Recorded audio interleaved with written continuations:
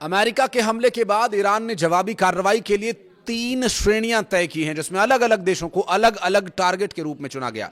पहली श्रेणी में ईरान ने इजराइल, बहरीन और कतर को रखा है, क्योंकि इन्हीं देशों में अमेरिका के मुख्य सैन्य बेसिस हैं। दूसरी श्रेणी में ईरान ने उन देशों को शामिल किया है जो अमेरिका का एक व्यापारिक हित चाहते हैं या उनके साथ व्यापारिक संबंध हैं, जिसमें ईरान ने सऊदी अरब, संयुक्त अरब अमीरात और कुवैत को शामिल किया हुआ है। तीसरी श्रेणी में ईरान ने उन देशों को हमले के लिए चुना है जहां ईरान के प्रॉक्सीज भी सक्रिय हैं। इनमें इराक, सीरिया, जॉर्डन प्रमुख है। नमस्कार, मैं हूं आशीष त्रिपाठी आपके साथ। मिडिल ईस्ट की जंग की आग अब भड़कती जा रही है। अमेरिका और ईरान के बीच सीज फायर खत्म हो चुका है और दोनों देश लगातार एक दूसरे के ठिकानों पर जबरदस्त हमले कर रहे हैं। अमेरिका ने ईरान के कई इलाकों में सैन्य ढांचों को निशाना बनाया, तो वहीं ईरान ने भी मिडिल ईस्ट के कई देशों में अमेरिका के ठिकानों पर निशाना साधा। इन सब के बीच अब अमेरिका के राष्ट्रपति डोनाल्ड ट्रंप ने एक ऐसा ऐलान कर दिया जिस पर ईरान और नाराज हो सकता है। ट्रंप ने कहा कि जहाजों, कार्गो आदि को किसी भी नुकसान की भरपाई उस ईरान के फ्रीज पैसों से की जाएगी जिसको रिलीज किए जाने की मांग लंबे समय से अमेरिका से ईरान कर रहा है। समझौतों में ये वाक्य भी शामिल रहा है कि फ्रीज की गई संपत्ति छोड़ी जाए। अमेरिका के प्रेसिडेंट डोनाल्ड ट्रंप ने कहा कि कृपया इस बयान को तब तक के लिए आधिकारिक माना जाए जब तक कि आगे कोई सूचना न दे दी जाए, यानी जिसे आम शब्दों में कहा जाता है कि अगले आदेश तक। तो डोनाल्ड ट्रंप अगले आदेश में क्या कहेंगे ये तो बहरहाल बाद की बात है, लेकिन उनका अभी ये कहना है कि जो फ्रीज की गई संपत्ति है आप उसे रिलीज समझिए, यानी ईरान के लिए वो संपत्ति रिलीज हो गई है, बस उस पैसे का इस्तेमाल ईरान नहीं करेगा। ईरान के द्वारा किए गए हमलों में कार्गो या शिप्स को जो नुकसान पहुंचा उसकी भरपाई के लिए किया जाएगा। फिर ईरान को क्या मतलब इस बात से? ईरान ने कोई हमला कोई अपनी मर्जी से तो किया नहीं है, युद्ध के हालात बने हुए हैं, तो इस वजह से ईरान को भी हमला करना होगा। या फिर अमेरिका इजराइल हमला करता रहे, ईरान हाथ बांधे बैठा रहे और इस नुकसान की भरपाई के लिए जो पैसे ईरान के भी इस्तेमाल किए जा रहे हैं, और ये ईरान की ही संपत्ति है जिसे फ्रीज करके संयुक्त राज्य अमेरिका के कब्जे और नियंत्रण में लेकर उस नुकसान की भरपाई की बात कही जा रही है। लेकिन फिर भी ये करना उचित या न्यायसंगत है, ऐसा कहना है डोनाल्ड ट्रंप का। इस मामले पर ध्यान देने के लिए धन्यवाद, ऐसा उनका ये भी कहना है। आपको ये भी बता दें कि लंबे समय से स्ट्रेट ऑफ हॉर्मुज, लाल सागर के इलाके में ईरान और उसके सहयोगियों की ओर से तेल टैंकर्स, शिपिंग जहाज, ऐसे आवाजाही करने वालों को निशाने पर लिया भी जा रहा है। और ऐसे में कई देशों के सामने ऊर्जा संकट की स्थिति गहरा गई है। और हाल ही के समय में यमन के हूती विद्रोहियों ने सऊदी अरब के 2 तेल टैंकर्स पर हमला किया था। हूतियों के द्वारा यह ऐलान किया गया कि यमन के पास लाल सागर और उनको जोड़ने वाली बाबल मंदेब, स्ट्रेट ऑफ बाबल मंदेब अरब के जहाज सऊदी अरब के जहाज़ों के लिए बंद है। दूसरी ओर ईरान और अमेरिका की जंग का असर स्ट्रेट ऑफ हॉर्मुज पर साफ दिखाई दे रहा है। यहाँ ईरान का भी कब्जा है। अमेरिका चाह रहा है कि वहाँ से ईरान हट जाए।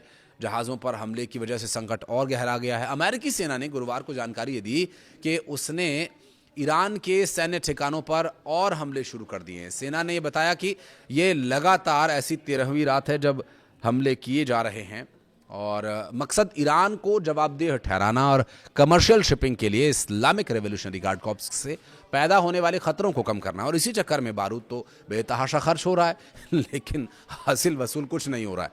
अमेरिका अब तक युद्ध की खबरों में बना हुआ है और उसमें बने रहने के लिए उसने अरबों खरबों डॉलर खर्च कर दिए हैं, लेकिन मकसद अभी तक उसका पूरा नहीं हो पाया। युद्ध छेड़ने का जो मुख्य कारण था, ईरान का मिसाइल प्रोग्राम, यूरेनियम, परमाणु हथियार, अंडरग्राउंड ठिकाने, ये सब बातें उसमें शामिल थी। अब उल्टा इसकी मात्रा बढ़ती जा रही है, जिसका प्रमाण है अमेरिका के मित्र देशों तक पहुंच रहे ईरान के मिसाइल्स। आखिर ये हो कैसे रहा है? अमेरिका इस युद्ध में कैसे पिछड़ रहा है? अमेरिका तो सो कॉल्ड बहुत पावरफुल कंट्री है। जॉर्डन से लेकर कुवैत और इराक तक अमेरिका के हर सैन्य बेस पर ईरान की बैलिस्टिक मिसाइल्स और घातक ड्रोन्स का कहर बरप रहा है।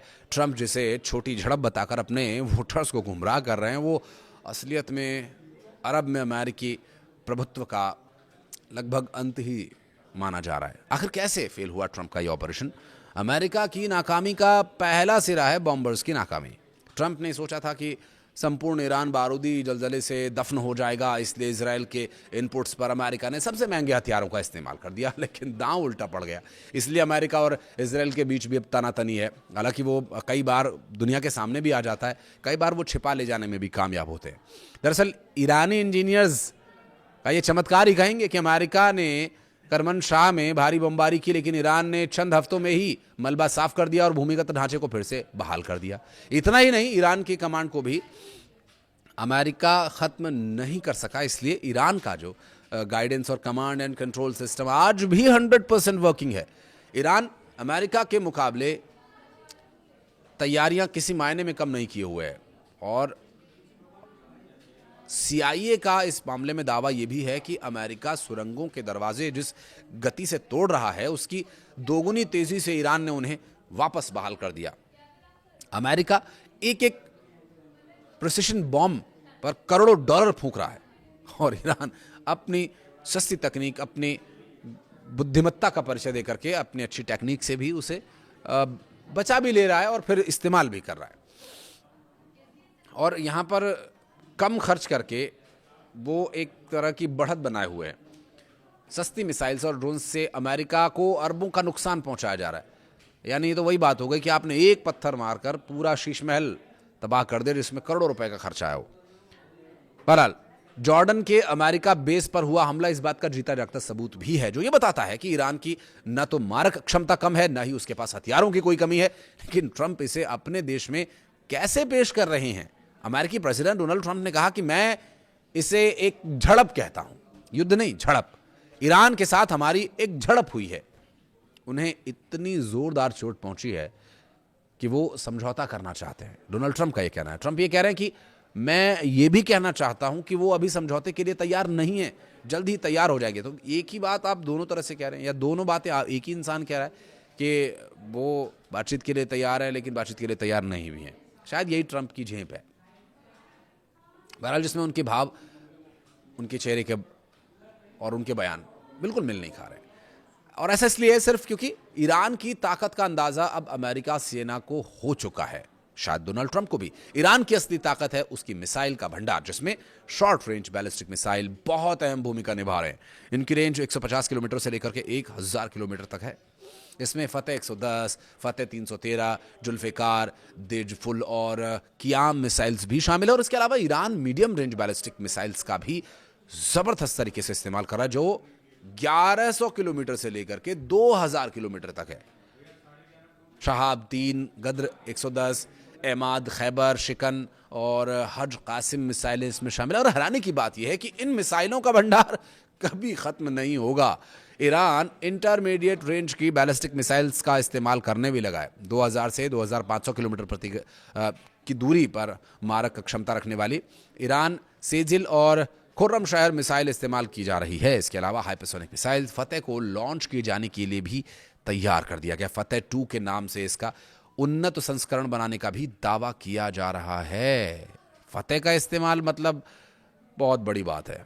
ऐसे ही 1200 से 2000 किलोमीटर की रेंज वाली क्रूज मिसाइल्स भी ईरान ने तैयार रखी हुई हैं, जिसमें सोमार, होवेजेह और पावेह मिसाइल्स एक्टिव हैं। इसके अलावा 100 से 1000 किलोमीटर की रेंज वाली एंटी शिप मिसाइल नूर कादिर, गदीर और अबू महदी भी ईरान इस्तेमाल कर रहा है। ऐसे हालातों में ट्रंप का दावा यह था कि ईरान टूट चुका है, लेकिन हकीकत कुछ और ही दिख रही है। ईरान ने अपनी ताकत का ऐसा प्रदर्शन किया, पेंटागन में खलबली मच गई। ईरान के सरकारी टीवी ने अंडरग्राउंड गोदामों का एक वीडियो जारी किया, और ऐसा वीडियो जिसमें गोदाम के अंदर अराश ड्रोन्स भरे हुए हैं। वो यही अराश ड्रोन्स हैं जिसे दुनिया का सबसे लंबी रेंज वाला आत्मघाती ड्रोन माना जाता है, जिसमें संदेश भी लिखा हुआ है, अमेरिका के अड्डे इन ड्रोन्स के खौफ के साथ दहल उठेंगे। और इस खौफ का ताज़ा सबूत बीती रात कुवैत, इराक और जॉर्डन पर हुए हमले भी हैं। और यही नहीं, ईरान की ताकत का अंदाजा इसी बात से आप लगा लीजिए कि ट्रंप ने ईरान के बुनियादी ढांचों को तबाह किए जाने की धमकी दी, और ईरान ने अरब का जो गैस, तेल, आर्थिक इंफ्रास्ट्रक्चर है वो जलाकर राख कर दिया। ईरान के हमलों के बाद अब दहशत में खाड़ी देश हैं, अरब देश हैं। कुवैत की सेना ने दावा किया कि उनका एयर डिफेंस सिस्टम ईरान के ड्रोन हमलों को रोकने की कोशिश कर रहा है, लेकिन कोशिश कामयाब हो रही है। कुवैत में भारी नुकसान की सैटेलाइट तस्वीरें सामने आ चुकी हैं। इस महाविनाश के बीच अमेरिका ने ईरान पर एक बार फिर हताशा भरा जवाबी प्रहार भी किया। अमेरिका ने फिर बुशहर न्यूक्लियर प्लांट को टारगेट बनाकर हमला किया, लेकिन इस हमले में प्लांट को कोई नुकसान नहीं हुआ है। सिर्फ प्लांट के पास एक बिजली सबस्टेशन जरूर नुकसान उसका हुआ है। बहरहाल ईरान की तरफ से जो जवाब दिए जा रहे हैं उसके लिए अमेरिका लाजवाब है और हताशा और निराशा में जो भी उनसे बन पड़ रहा है वो कर रहे हैं, लेकिन जीत नहीं पा रहे। भले ही ट्रंप ये दावा कर रहे हैं कि ईरान की सैन्य ताकत खत्म हो चुकी है, लेकिन जमीनी हकीकत देखें तो कुछ और ही कहती है। अब देखना होगा कि शांति स्थापित करने के लिए कुछ हो पाएगा या नहीं।